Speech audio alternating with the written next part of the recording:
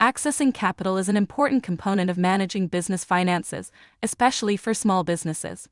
Learn how and when to access capital and strengthen your business in this video.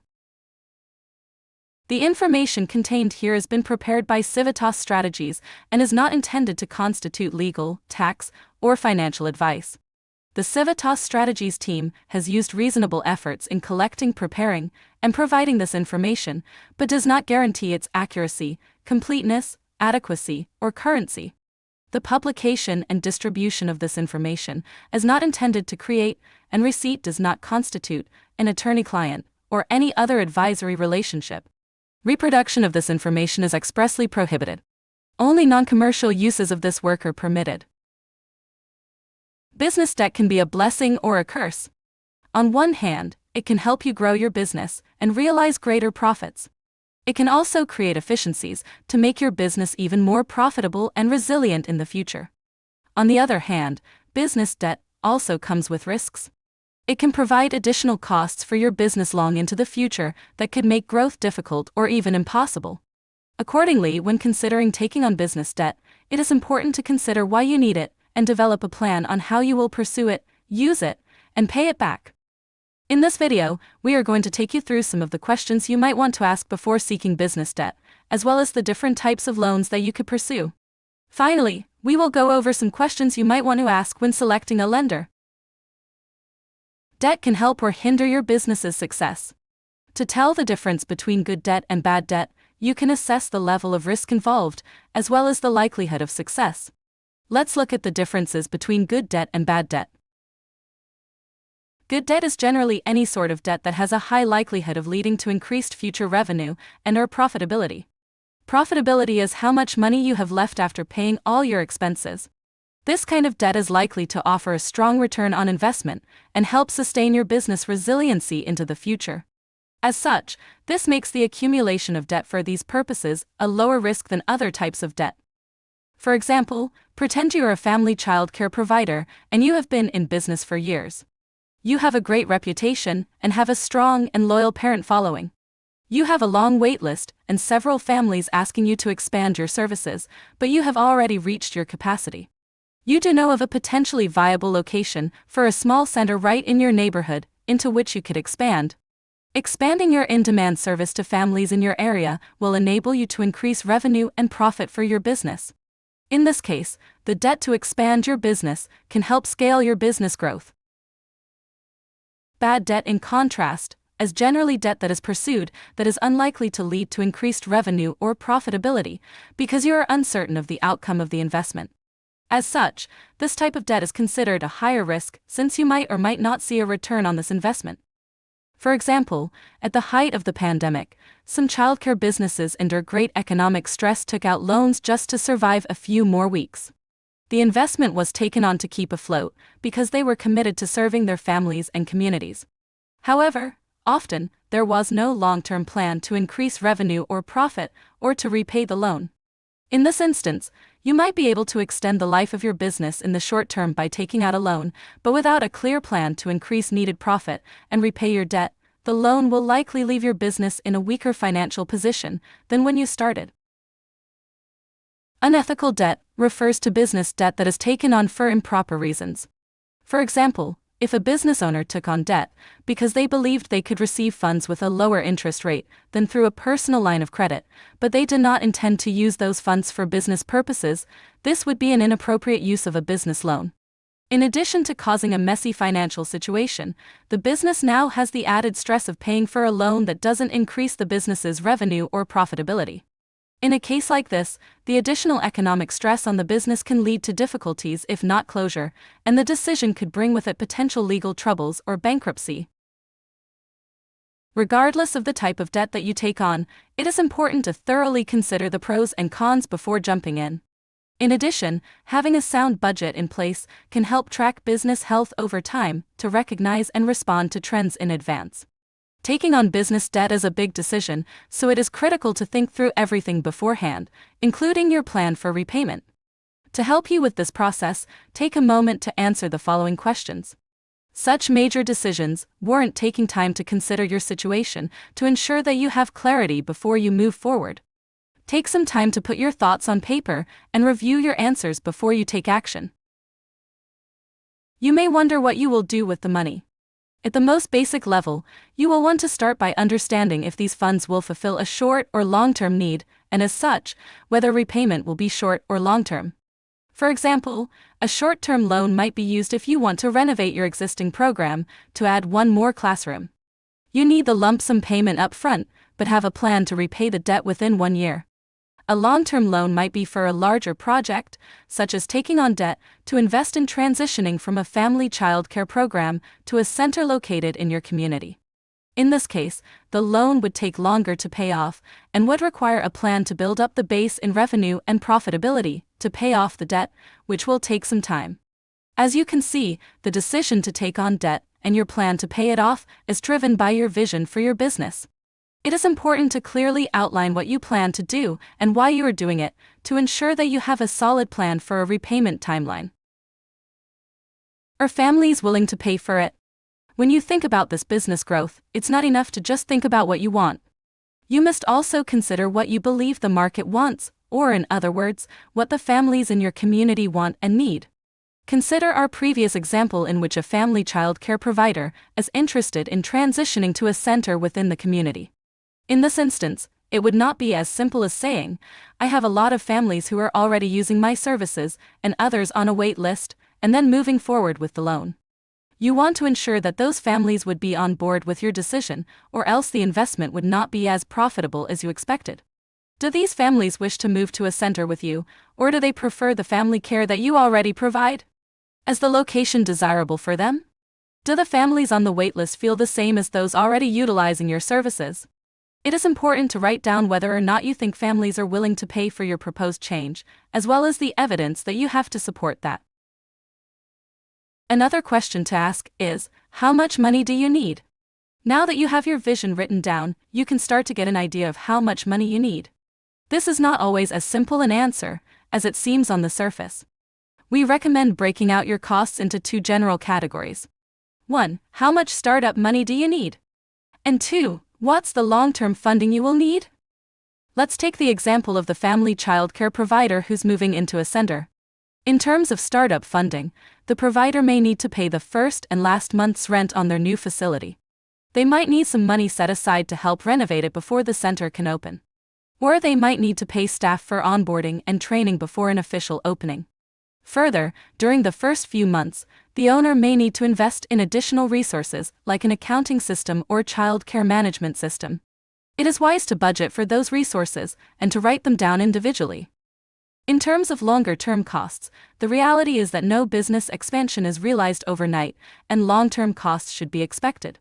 As such, our example provider might wish to estimate the first 6 months of operation costs and factor those costs and anticipated revenue into the funding request. The provider should ask themselves, if I had to be ready to open my new center tomorrow, what would I need? They should also be certain that there will be adequate funds to keep the business running smoothly long enough to see the anticipated increase in generated profits. Combined, you will want a safety net of funds that will ensure that you are successful in your endeavor and will not have to stop scaling before your growth is fully realized. Next, consider your credit. When thinking about applying for a loan, you will need to consider the credit that your business might have, as well as your personal credit. It is wise to be aware of measures of credit strength and go into conversations to discuss a loan with open eyes. Even if your business has been around for several years, if your business hasn't taken on a business credit card or other loans in the past, you might not have a strong business credit history. Just like personal credit, banks can be leery of requests which are not backed by strong credit history because they cannot be sure that you can handle the credit. Additionally, many business loans will require you to secure the loan with your own personal assets and money. That means that your personal credit score may also come into play. If you worry that your credit history and score are not as strong as you would like, this does not mean that you should give up hope. As you pursue your loan, let the partners you're working with, whether it's a small business development center professional, a bank, or a financial technology company, understand where you think your credit lies and why. This will help them assess which loans may be the best fit. Finally, how will the loan be repaid? While there are clearly good types of debt that have lower risk, and a higher likelihood of financial gain. Keep in mind that any type of debt that you take on will become bad debt without a solid and certain plan to repay it. You will need to consider what the monthly payments will be and make sure that you can handle the financial burden until your debt is paid in full. In most cases, you will want to calculate how much extra money you will need each month to pay off the borrowed amount plus interest over a given period while still paying your regular business expenses. Determine where the money will come from and what you will need to pay each month or over the course of a year to have your debt fully paid by the end of your loan term or the desired amount of time. An online loan payoff calculator can help you make sure that you have a solid plan to repay your debt in a timely manner to avoid any costly repercussions for your business. Once you have a sense of whether or not you want a loan, how much money you will need, and how much existing debt you already have, you're going to want to consider the funding streams that are available to you. There are many types of loans, but this section covers the ones that are most commonly used to support center-based and family childcare businesses. Here are the most common types of loans: utilizing friends and family, business credit cards, business line of credit, and lastly, term loans. Let's look at each of these a little closer. One of the great misconceptions around business debt is that it works just like you see on TV. Somebody has a great idea for their business, they go to the bank gives them a big loan, they expand their business, and everyone lives happily ever after. When you look statistically at the way businesses gain the credit to grow, overwhelmingly the source of funding is friends and family. Friends and family already know who you are and may be more likely to buy into your vision for your business growth. Connecting with family for help may be as simple as asking your parents for a loan or for a contribution to get you started. Another option for reaching out to friends and family who believe in your business vision could also be crowdsourcing. As we've seen on sites like Kickstarter or GoFundMe, you as the business owner can present your plan and funding goal to others to ask for help. Often, friends, family, and even people you do not know can rally to support your cause. In many cases, your friends and family might not be able to support funding your business dreams, but it is always worth taking a moment to evaluate the people who know you as possible sources of support. For example, one center that recently needed to revamp its playground equipment could have applied for a business loan or used a business credit card to fund the investment.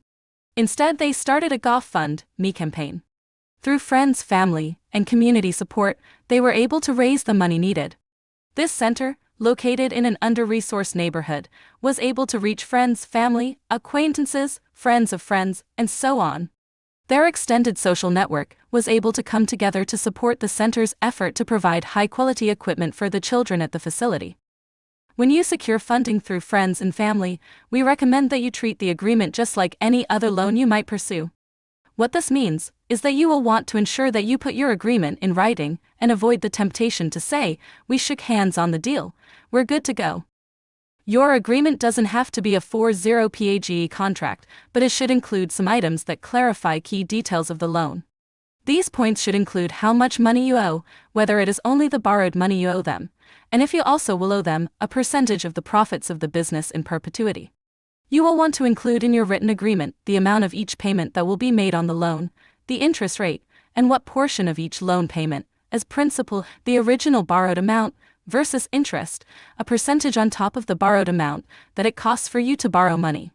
You will want to make sure that the amount that is due monthly is clearly outlined, along with the total number of payments that will be made, the interest rate at which you are borrowing, and if interest will be a flat percentage of the original amount borrowed, or a percentage of the remaining balance calculated each month.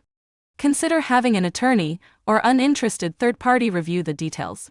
Finally, it is a good idea to have this written agreement signed in front of a notary or some other witness to avoid any future complications, even if it is a close family member.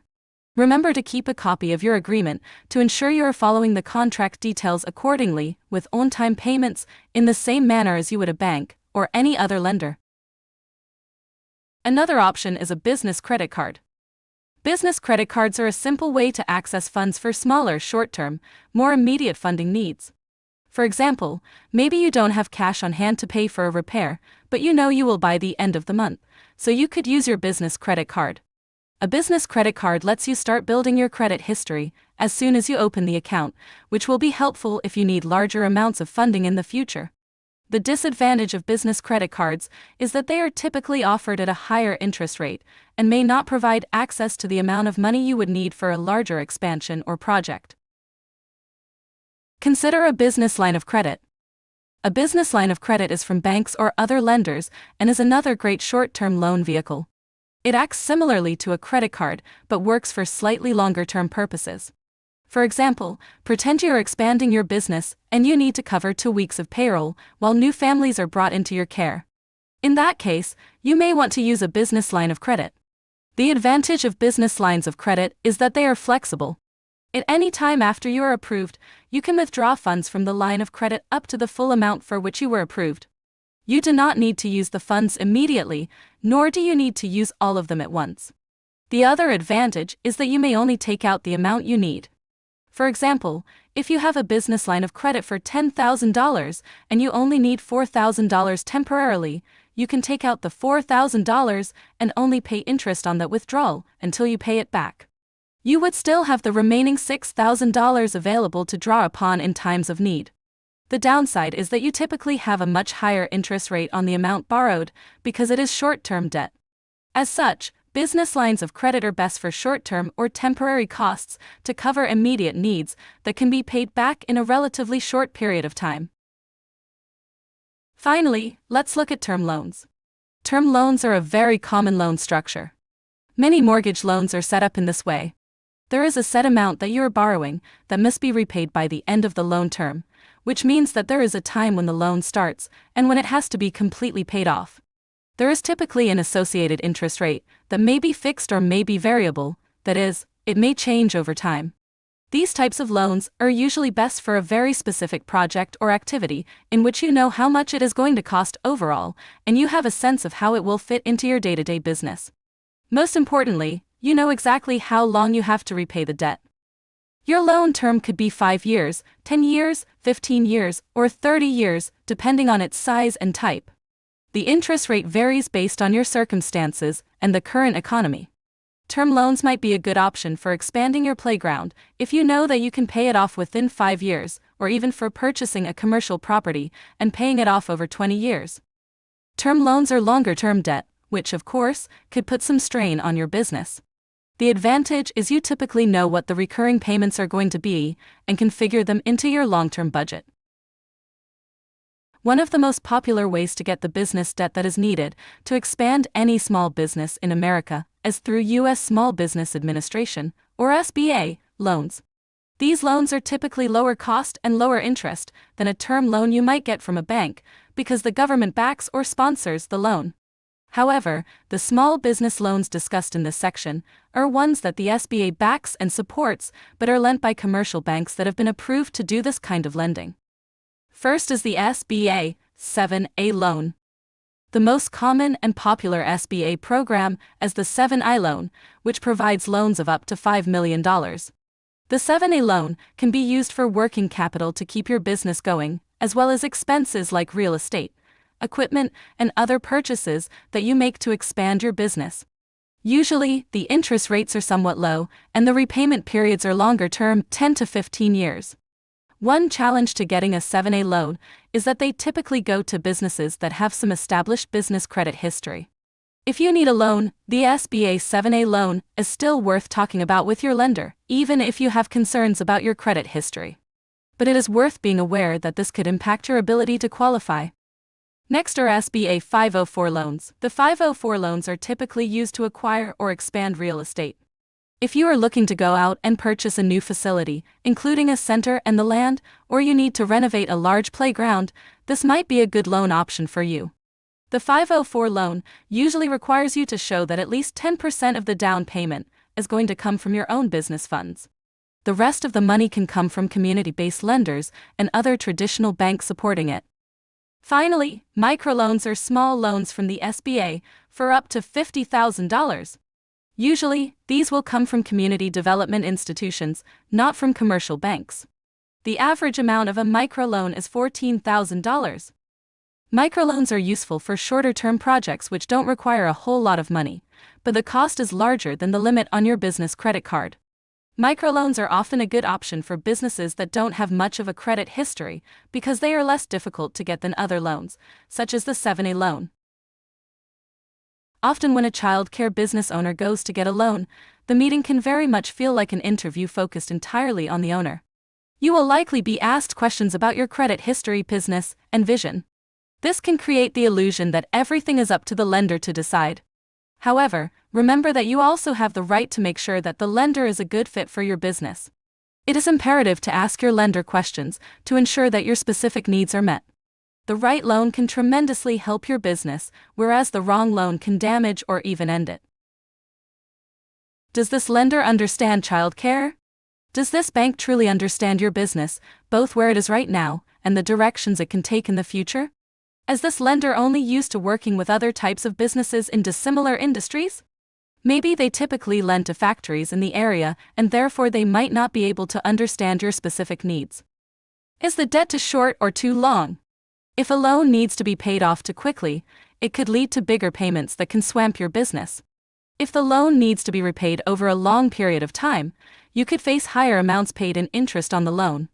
If the loan is for a long duration, you will want to ask if you can pay the loan off early without penalty, since paying off debt early can save you thousands of dollars in interest. What is the total cost of the loan, principal and interest? Interest rates add up. Sometimes we look at the amount borrowed and at first glance and assume the monthly payment seems quite manageable. For example, pretend you have a minimum monthly payment of $300 and you feel confident that you can make that payment each month. However, that payment will include the interest due. You could end up with only a small portion of your payment going toward your principal balance and reducing the total amount that you owe. This can result in very large amounts of interest paid over time, and in cases where the loan term is not fixed, can leave you making payments for longer than you had originally intended. For this reason, it is critical to be aware of your interest rate and the total cost over time as you weigh the pros and cons of your loan options. When is the first payment due? In some cases, your first loan payment could be due right away. In other cases, only interest may be due for a portion of your loan term and the principal balance may be added to the monthly amount at a later date. Be sure that you are clear on when your first loan payment is due and what it will include so that you can plan accordingly with your business. How long will the application process take? You will also want to understand what the loan application process involves, as well as how long it is expected to take. Ask your lender what forms will need to be filled out, what documents will need to be supplied, and ultimately what the chances are of receiving the loan for which you are applying. You will want to make plans accordingly while you wait for the loan decision to be made. Also, you should be able to weigh whether the time spent on the application will be worth it when you consider the odds of your loan application being approved. Even after you have answered all these questions, speak to current and past customers when you can. Ask the bank for referrals to people and businesses who they have worked with in your area, preferably businesses that are in the childcare industry, so that you can learn about experiences that are likely most similar to yours. Another way to learn more about potential lenders is to ask your friends and family to see if anyone has received a loan from this bank or institution before and what their experience was like. Understand that this information is absolutely critical to making an informed decision. Ultimately, it is not just the bank's decision, it is your choice too. If you are ready to look at specific loans, or feel you are ready to pursue a loan, you can reach out to your local Small Business Development Center, or SBDC. These are organizations sponsored by the government, put in place to help your business thrive long-term. You can easily find your local Small Business Development Center by going to americasbc.org, find your SBDC, and entering your zip code. The local SBDC will come up and you can reach out to them directly. For more information, visit the Child Care Collaborative of Iowa website at www.midsioux.org, CCCI, or email fmc@midsioux.org.